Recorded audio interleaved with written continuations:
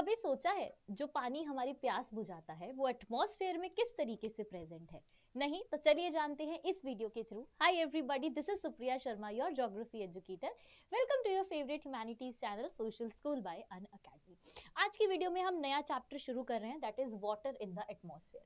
तो हमने इस पूरी जो सीरीज है इसमें हमने बहुत सारे चैप्टर्स ऐसे पढ़े जिसमें हम बेसिकली अगर बात की जाए तो ज्योग्राफी के एकदम कोर सब्जेक्ट के बारे में पढ़े, दैट इज एटमॉस्फेयर, है ना। तो इस एटमॉस्फेयर पे डिफरेंट डिफरेंट चीजें जो है वो अवेलेबल है, जिसमें पानी सबसे ज्यादा इंपॉर्टेंट है। ओके, सो लेट्स स्टार्ट कि air always contain some amount of water in the form of water vapour, है ना। आपने देखा होगा हमेशा से जो पानी जो हवा है वो पानी कहीं ना कहीं उस हवा में प्रेजेंट होता है।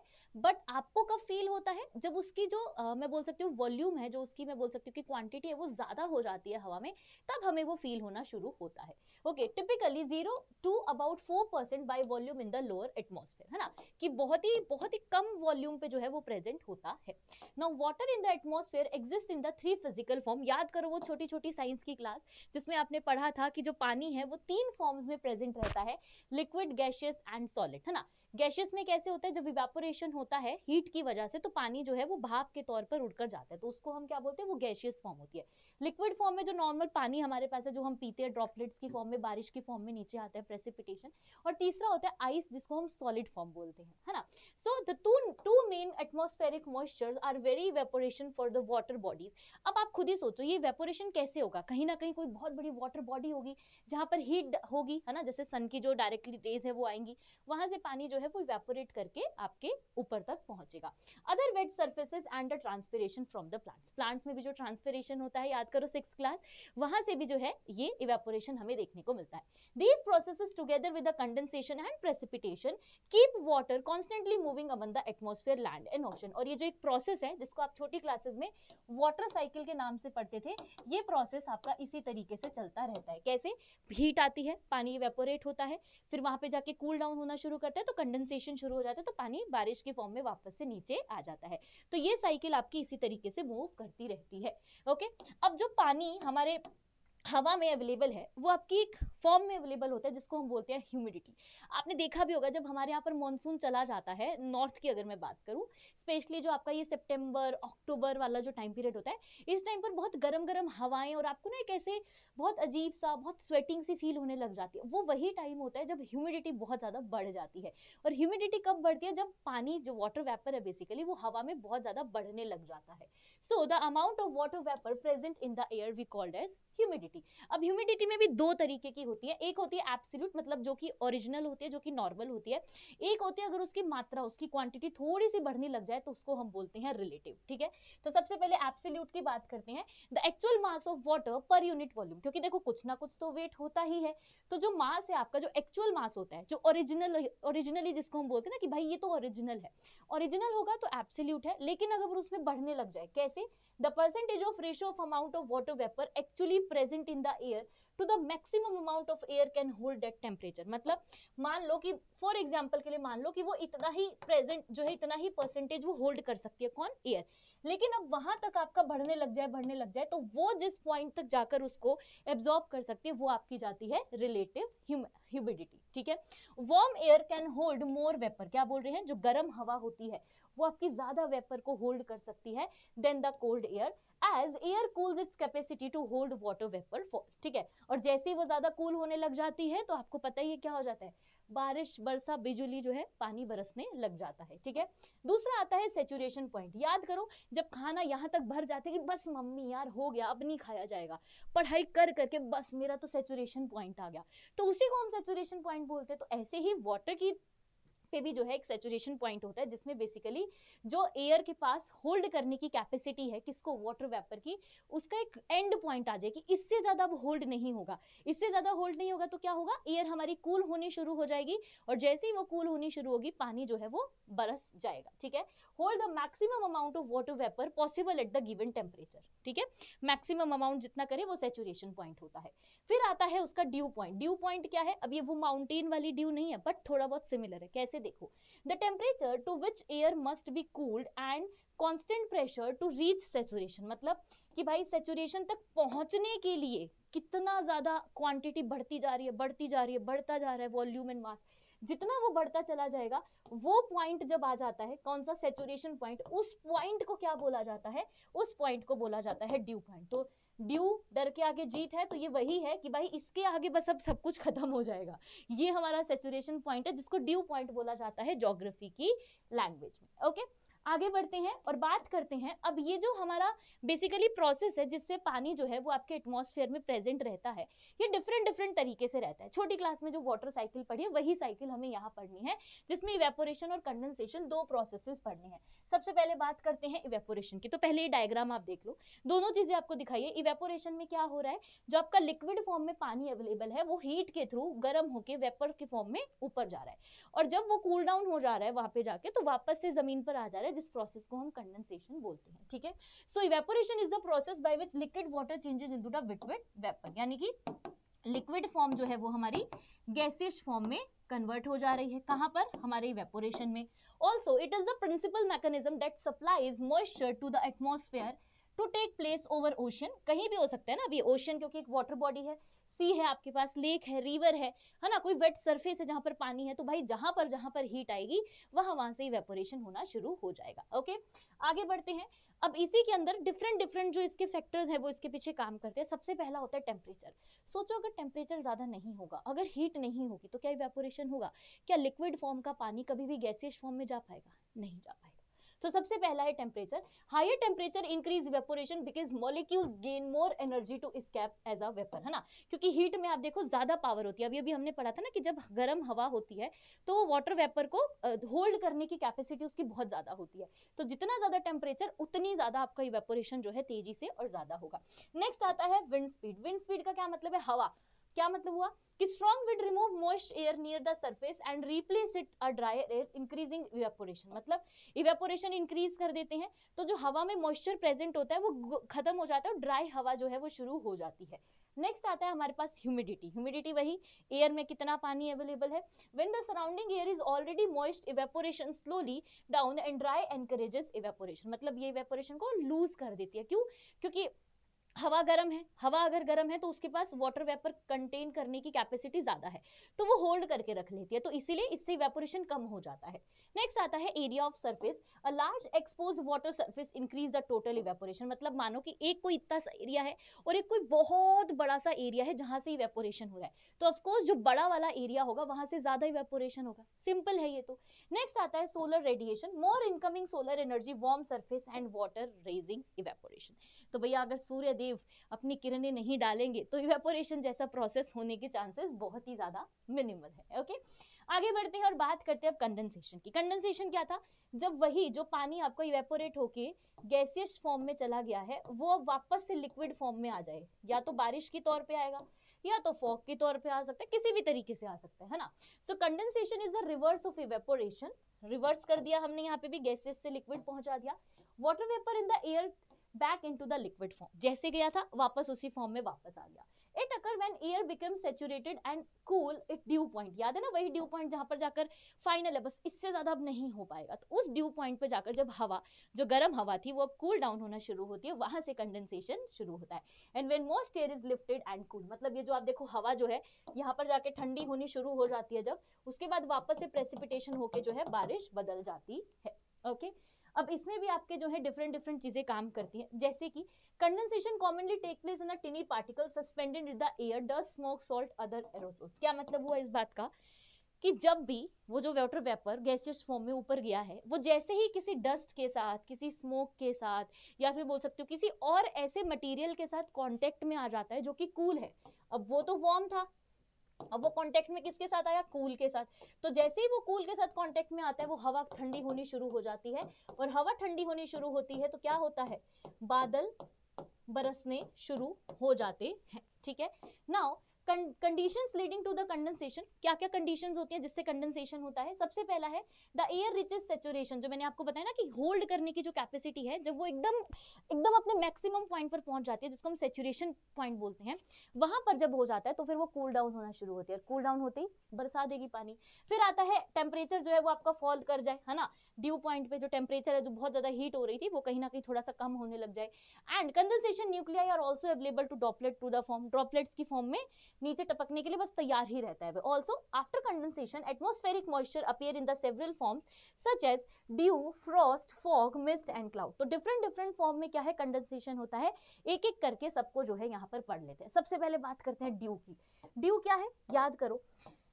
ड्यू में बेसिकली अगर आपने कभी एक्सपीरियंस किया हो, सर्दी में जब हम विंटर्स में स्कूल तो सभी जाते हैं यार, थोड़े ही दिन के विंटर वेकेशन मिलते हैं, मुझे भी 10 ही दिन का मिलता था, आपको भी इतना ही मिलता होगा आई गेस। तो हमारे टाइम पे क्या होता था, जब हम सुबह जाते थे तो अक्सर साइकिल से जाते थे स्कूल या फिर किसी और चीज से क्यों ना, तो आपने अगर कभी फील किया हो कि जो भी आपके प्लांट्स वगैरह होती थी या कोई और बॉडी होती थी, जैसे ग्रास है, प्लांट है, कोई और ऐसी कोई बॉडी, उसके ऊपर ना आपने एक छोटी छोटी सी ड्रॉपलेट्स फील की होगी, वो ड्रॉपलेट्स आपकी ड्यू होती है। ओके देखो, now due form what water vapour condense directly on a relative cool surface, मतलब वो ऊपर से आके किसी कूल सरफेस पर आकर जब गिर जाती है इस तरीके से ड्रॉपलेट की फॉर्म में पानी, तो वो आपका जो है ड्यू कहलाता है। ओके जैसे कि किसी ग्रास पर, किसी लीफ पर, किसी मेटल पर, स्टोन पर, और ज्यादातर ऐसा आपको या तो नाइट में देखने को मिलेगा या अर्ली मॉर्निंग जब हमारा स्कूल का टाइम होता था। मेरे स्कूल का 6:30 बजे होता था भाई, उठने में भी मौत आती थी, तो उस टाइम पर आप अगर देखोगे तो आपको ये फील मिलेगा। Okay it appears as tiny water droplet, आपको बहुत छोटे छोटे ड्रॉपलेट्स मिलेंगे जो कि बहुत ही कॉमन होते हैं, क्लियर होते हैं, मतलब आप उसमें से पर देख सकते हो, है ना। और ऐसा कब होता है, जब आपकी रात वगैरह लंबी होती है। अब रात लंबी कब होती है, विंटर्स में ही होती है। ओके क्या क्या फेवरेबल कंडीशंस है, स्काई क्लियर होना चाहिए। ओके फिर क्या है, काम एंड लाइट विंड, मतलब थोड़ी बहुत स्मूथिंग सी हवा चलती रहे। Also high relative humidity near the surface, मतलब ह्यूमिडिटी होनी चाहिए सरफेस के नियर वाले पॉइंट पर। And long and cold night that allow surface to cool and dew point, है ना, कि भाई उसके ड्यू पॉइंट को कूल करने के लिए टेम्परेचर बहुत कम चाहिए, यानी कि ठंडी का समय जो है हमें चाहिए और रातें जो है वो लंबी चाहिए।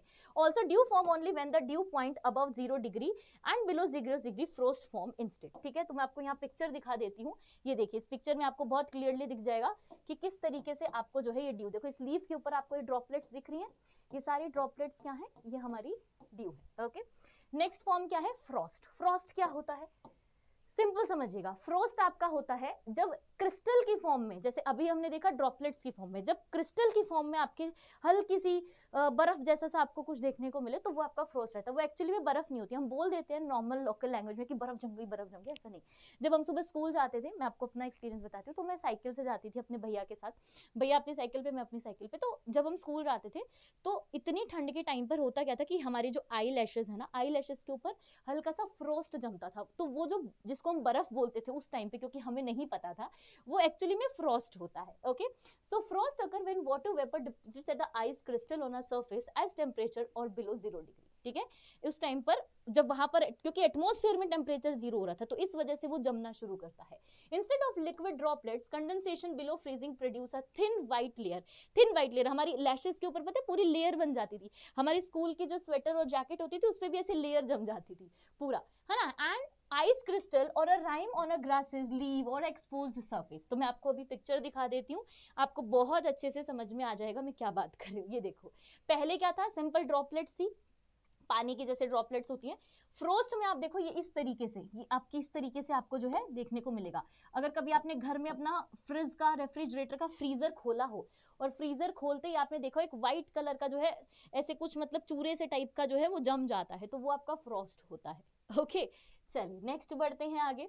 आता है फॉग एंड मिस्ट। अब फॉग एंड मिस्ट आपको कब देखने को मिलता है, ऑफ कोर्स ये भी आपको ज्यादातर सर्दियों में ही देखने को मिलता है। अगर फॉग की बात की जाए, is a cloud contact with the ground, it forms when warm and moist air cool at the due point near the surface. मतलब जो गर्म और ठंडी हवा थी, वो ड्यू पॉइंट जहां पर सेचुरेटेड पॉइंट था, इससे ज्यादा होल्ड नहीं हो सकता, वहां पर जब ये दोनों हवाएं मिलती हैं तब आपका जो है फोग बनता है, producing a suspension of tiny water droplet and lower atmosphere and sharply reducing visibility. Fog की वजह से विजिबिलिटी बहुत खराब होती है। अगर मैं एक्चुअली में बताऊं, अगर यहाँ अभी फॉग होगा तो शायद मैं इसको नहीं देख सकती, यहाँ पे कंप्यूटर जो रखा है, कैमरा जो रखा है, और वहां से मैं नहीं दिखूंगी, तो बेसिकली फॉग से विजिबिलिटी बहुत ज्यादा खराब हो जाती है। इसीलिए आप देखो विंटर्स में जब ज्यादातर एक्सीडेंट होते हैं उसका एक सबसे बड़ा कारण होता है फॉग। लेकिन यही अगर मिस्ट की बात की जाए तो मिस्ट में ऐसा नहीं होता है। मिस्ट एक तरीके से जैसे अगर कभी आप घूमने वगैरह गए हो पहाड़ों पे, तो आपने देखा होगा बादल वगैरह ना ऐसे घूमते रहते हैं, ऐसे उछलते कूदते मस्त ऐसे घूमते रहते हैं वैलीज के अंदर, तो मिस्ट आपका उस तरीके का होता है, उसमें विजिबिलिटी आपकी फिर भी बेहतर होती है इन कंपैरिजन टू फॉग। ठीक है। तो मिस्ट की अगर बात की जाए, is similar to fog but generally contain larger and thicker droplets that reduces visibility less severely and greater than 1 kilometre. मतलब आप 1 किलोमीटर तक विजिबिलिटी आपकी इसमें रहती है, बट फोग में आपकी विजिबिलिटी खराब हो जाती है। और फोग में जब पोल्यूशन मिल जाता है तो क्या बन जाता है, वही बन जाता है आपका स्मोग, या फिर हम बोल सकते हैं जिसको हम पोल्यूशन बोलते हैं। कि भैया दिल्ली में जो हाल था अभी कुछ टाइम पहले, और बात की जाए बाकी सिटीज में भी, तो वो सब आपका स्मॉग बन जाता है फिर। ठीक है, पिक्चर आप देख लीजिए यहाँ पर, ये है आपके पास मिस्ट, जो मैं आपको बोल रही थी ना पहाड़ों पे अगर आपने देखा हो तो इस तरीके से पानी जो है वो बड़े बड़े ड्रॉपलेट्स की फॉर्म में जब घूमता है। और फॉग आप देख सकते हो कितना डेंजर होता है, इसमें आपकी विजिबिलिटी एकदम जीरो के बराबर है ही नहीं भाई विजिबिलिटी, तो बहुत डेंजरस होता है, बहुत एक्सीडेंट्स होते हैं। ठीक है, आगे बढ़ते हैं और नेक्स्ट बात करते हैं क्लाउड्स की। बादल बादल बादल रोज देखते होगे ना तुम लोग, अलग अलग शेप्स बन जाती हैं बादलों की।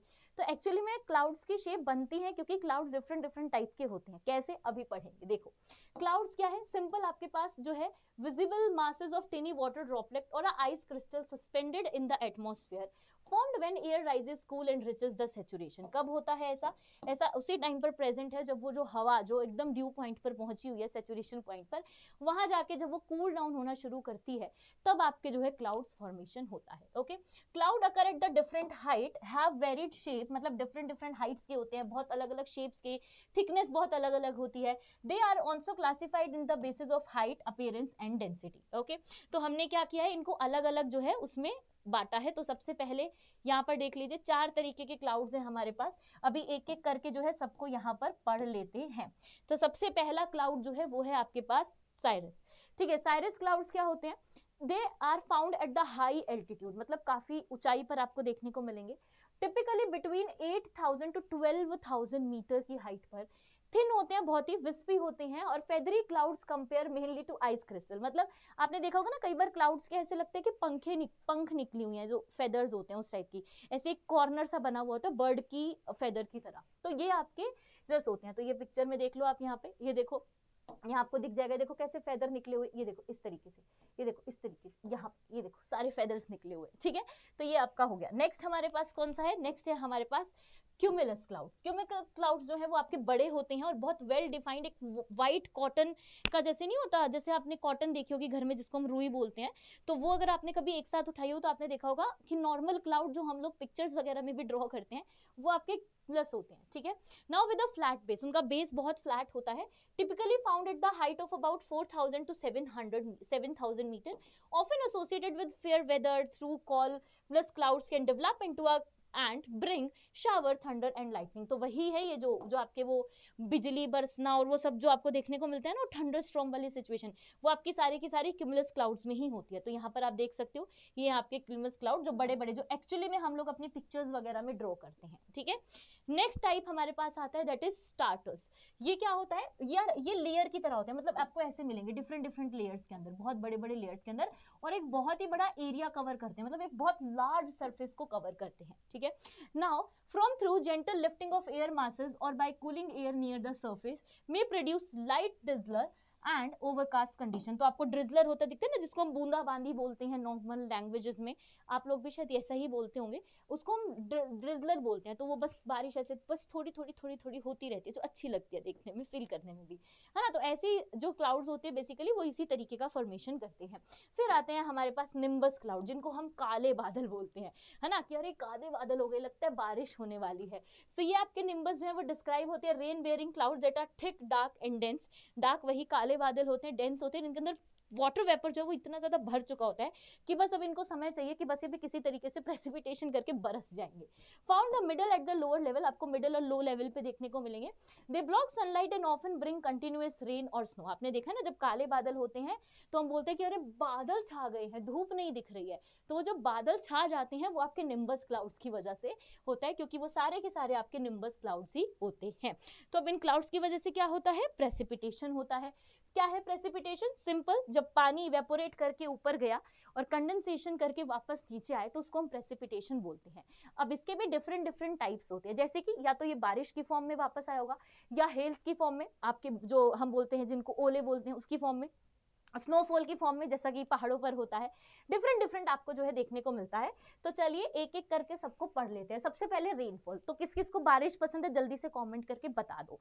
ठीक है, When rain liquid droplet fall to the ground, जब आपके liquid droplets ground पर fall करते हैं, सिंपल है, it's the most common form of the precipitation, ये आपके सबसे कॉमन है और सबको ही मुझे लगता है मॉनसून बहुत पसंद है। मॉनसून में सबसे ज्यादा आपको इसी टाइप का प्रेसिपिटेशन देखने को मिलता है। Rainfall is recorded when the air temperature between cloud base and ground above 0 degree Celsius. देखा मैंने आपको बताया था ना कि जब इवेपोरेट होकर पानी इस तरीके से ऊपर जाता है तो जब वो 0 डिग्री पर पहुंच जाता है ना, वहां से अब कूल डाउन होना शुरू होगा। जब कूल डाउन होना शुरू होगा तो वाटर वेपर ड्रॉपलेट्स या फिर मैं बारिश के तौर पे जो है वो वापस से उसी सरफेस पर पहुंच जाएगा जहां से वो गैसियस फॉर्म में बदला था। Okay, and so particle occur before reaching the surface. Next आता है हमारे पास स्नोफॉल। स्नोफॉल किसे पसंद है भाई, जल्दी बता देना। Snowfall when temperature throughout the cloud and the air column down the surface are at below 0 degree Celsius. 0 degree Celsius, क्योंकि देखो स्नो बन रहा है ना उसको, भाई बर्फ अगर वो बन रही है तो ऑफकोर्स उसको फ्रीजिंग टेम्परेचर तो चाहिए जो कि 0 डिग्री है।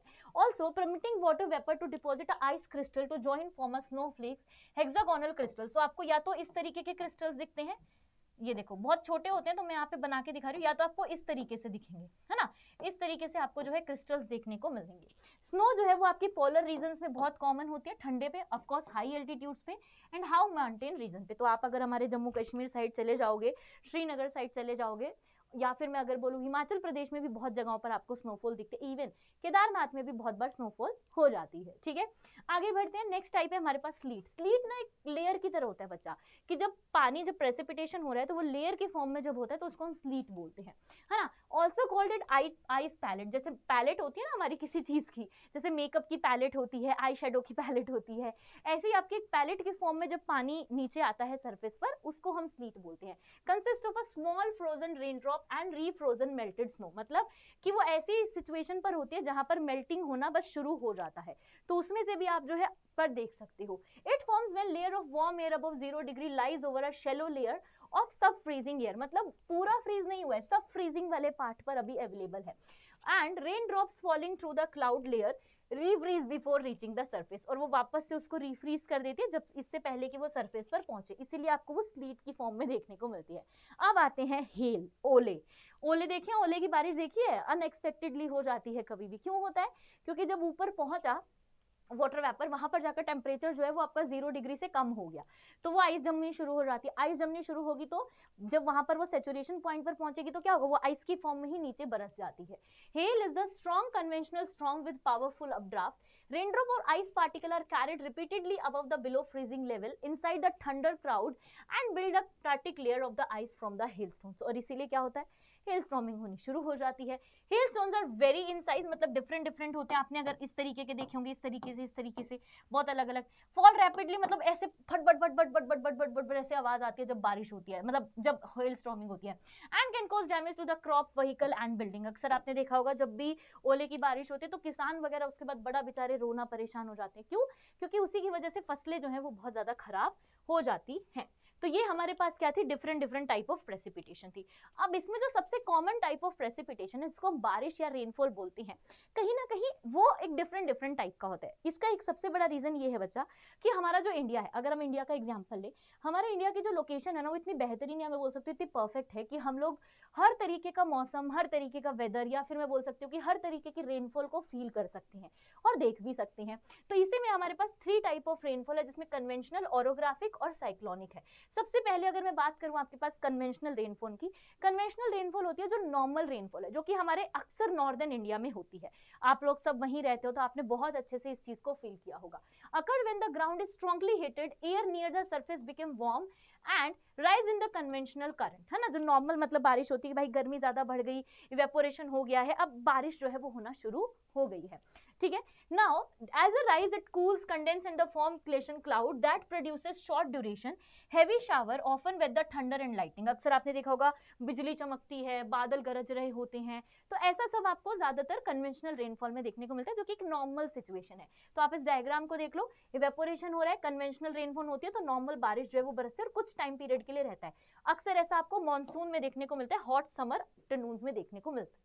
ठीक है, नेक्स्ट अगर मैं बात करूं ओरोग्राफिक की, ओरोग्राफिक रेनफॉल आपने छोटी क्लासेस में भी पढ़ा है बच्चा, 9th क्लास में आपने क्लाइमेट चैप्टर में पढ़ा होगा। ओरोग्राफिक रेनफॉल होती है माउंटेन रेनफॉल। कैसे होती है, देखो मैं आपको एक डायग्राम से समझाती हूँ यहाँ पर समझिएगा कि अब जिस तरफ से हवा आती है ना, जिस तरफ से हवा आती है वहां पर मान लीजिए कि एक पहाड़ है, जैसे ज्यादातर ये बारिश कहाँ होती है, हमारे वेस्टर्न घाट्स में होती है। जो हमारे वेस्टर्न घाट्स है वहां आपको ओरोग्राफिक रेनफॉल देखने को मिलती है। होता क्या है कि हमारा जो मानसून है वो साउथ वेस्ट से चलता है ना, साउथ वेस्ट मानसून विंड चलती है। जब वो इस तरीके से हवा कर जाती है और जब वो एक बादल में जाके इकट्ठी हो जाती है, तो जब वो बादल बन के चल रहा होता है आगे कि भाई अब जाके मेरे को बारिश करनी है, तो एक डिस्ट्रक्शन की तरह, मतलब एक हर्डल की तरह यहाँ पर एक पहाड़ या फिर एक हिल जो है वो उसको अटक जाती है। वो हर्डल की तरह जब यहाँ अटकी तो अनफॉर्चुनेटली उसको क्या करना पड़ता है, सारा अपना प्रेसिपिटेशन जो है वो यही करना पड़ता है, किस तरफ, पहाड़ की एक साइड। और इसी साइड को क्या बोला जाता है ज्योग्राफी की लैंग्वेज में, इसी को हम लोग विंडवार्ड साइड बोलते हैं। अब सारा प्रेसिपिटेशन जब एक साइड हो गया तो जो दूसरी साइड बची, ये वाली साइड जो ईस्टर्न साइड है, इसको हम ज्योग्राफी की लैंग्वेज में लीवार्ड साइड बोलते हैं। और ये जो रीजन है बच्चा, इसको बोला जाता है रेन शेडो एरिया। क्यों? क्योंकि ये शेडो वाले पार्ट में आ गया, उधर तो सारी बारिश हो गई जिधर से हवा आई, तो that's why it is windward और ये आपका लीवार्ड। तो इसी तरीके से आपका ओरोग्राफिक रेनफॉल होता है। यही चीज आपके यहाँ लिखी है, देख लो। Rainfall occur when moist air is forced over the mountain ranges. Windward slope receive high rainfall as I show you in the picture, and air cools and condenses. The leeward side receive much less precipitation and become a rain shadow area. तो आप इसके साथ साथ इस diagram में भी ये चीज समझ सकते हो कि देखो सारी की सारी कंडेंसिंग जो है वो यहीं पर होके रह गई। ये वाला रीजन आपका रेन शेडो रीजन जो है वो बन गया और सूखी हवा जो है उधर से निकल गई। नेक्स्ट आता है हमारे पास साइक्लोनिक रेनफॉल, जो कि आपके साइक्लोन वगैरह के आने से होती है। आपने देखा होगा जब बहुत तेज तूफान उफान चलता है समुद्र के अंदर, है ना, बे ऑफ बंगाल में अक्सर ऐसे तूफान आते रहते हैं। लास्ट चैप्टर में हमने पढ़ा था, मैंने आपको इंटरस्टेलर का एग्जांपल भी दिया था, याद आ रहा है? तो वही चीज है ये, जब आपके साइक्लोन्स वगैरह से बारिश होती है, उसके रीजन की वजह से बारिश होती है, तो उसको हम साइक्लोनिक रेनफॉल बोलते हैं। तो आप इस पिक्चर से समझ सकते हो साइक्लोनिक रेनफॉल में क्या होता है। साइक्लोनिक रेनफॉल में बेसिकली आपकी बहुत ही तगड़ी टाइप की बारिश होती है और वो जिस जिस एरिया में वो घूमता है उस एरिया में जो है वो आपकी बारिश करवाई जाती है। अब ये जो बारिश है कहीं ना कहीं ये तो हमने इंडिया के प्रोस्पेक्टिव से समझ ली, लेकिन वर्ल्ड में भी रेनफॉल का एक बहुत अलग अलग डिस्ट्रीब्यूशन है। हमें लगता है कि शायद जितनी बारिश इंडिया में होती होगी उतनी ही रशिया में होती होगी, क्या उतनी ही अमेरिका में है? नहीं, इस रेन का जो डिस्ट्रीब्यूशन है बच्चा वो बहुत डिफरेंट है। कैसे? क्योंकि हमारा जो अर्थ है वो एक बहुत अलग अलग जोन में बटा हुआ है। याद है 0 डिग्री पर हम इक्वेटर बोलते हैं, उससे ऊपर वाले पार्ट को 23 डिग्री एंड हाफ को हम ट्रॉपिकल रीजन बोलते हैं, फिर हम उसके आगे टेम्परेट रीजन बोलते हैं, फिर हम टोरिड रीजन बोलते हैं, फिर हम पोलर रीजन बोलते हैं। तो इस तरीके से जो बटा हुआ है उसी में हमारी जो रेनफॉल है उसका भी डिस्ट्रीब्यूशन हुआ है। देखो, annual and season rainfall very greatly across the earth due to latitude, है ना, बहुत अलग तरीके से लेटीट्यूड है, कहीं पर ओशंस किस तरीके के हैं, हवा किस तरीके से मॉइस्चर पिक करती है, ये सब। So from the equator toward the pole total annual rainfall generally decreases through the local and regional pattern may modify the trend. क्या बोल रहे हैं कि भाई जब हम इक्वेटर से 0 डिग्री से जब हम पोल की तरफ जाते हैं तो धीरे धीरे पोल की तरफ जाते जाते जो रेनफॉल है वो आपकी डिक्रीज हो जाती है ना।